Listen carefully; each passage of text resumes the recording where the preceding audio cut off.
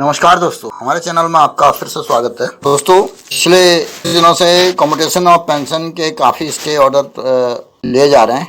इसी श्रृंखला में दोस्तों आज के इस वीडियो में एक खुशखबरी ये बताना चाहेंगे कि अभी तक जितने भी ऑर्डर लिए जा रहे थे वो इंडिविजुअल पेंशनर्स या उनके ग्रुप द्वारा लिए जा रहे थे।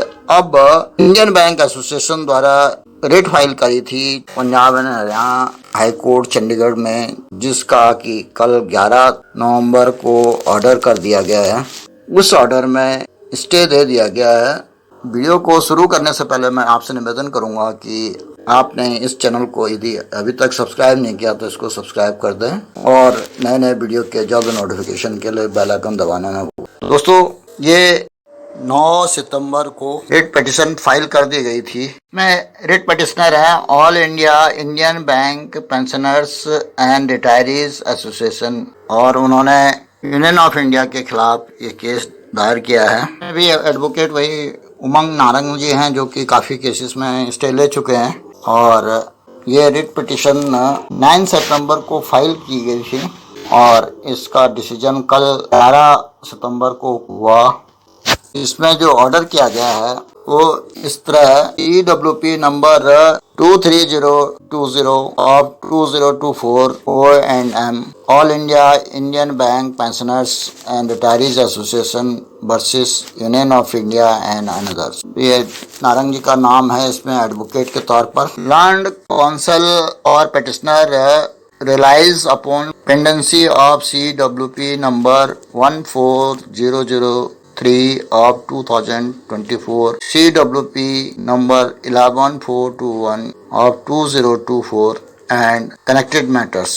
He submits that identical question is involved in the present writ petition. Notice of motion. Mr. Ravi Sodhi, advocate, accepts notice on behalf of respondent. Mr.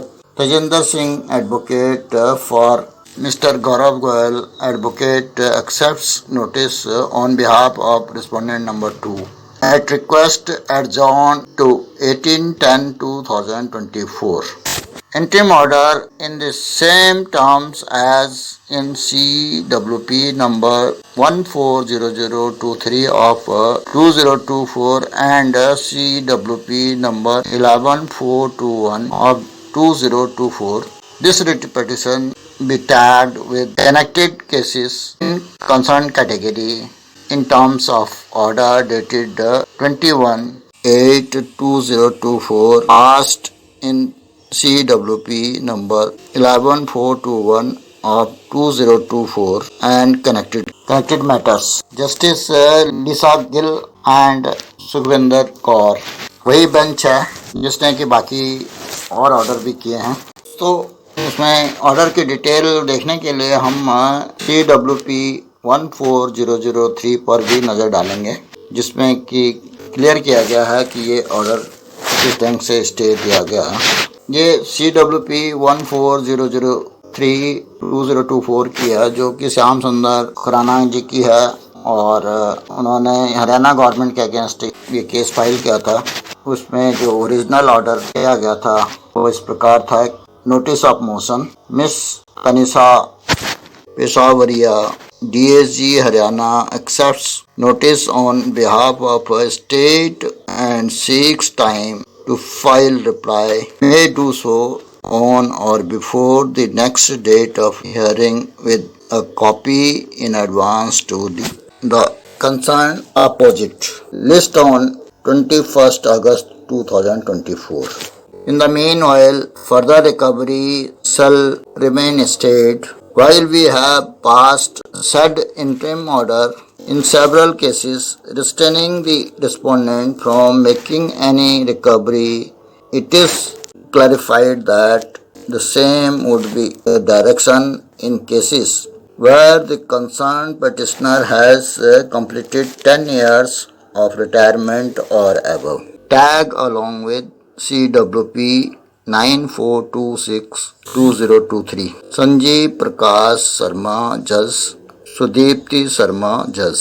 31/5/2024 का ऑर्डर था और इसी लाइन में अब सारे जितने भी ऑर्डर हो रहे हैं वो किए जा रहे हैं। और अब इस केस की अगली हेयरिंग 18/10/2024 को है।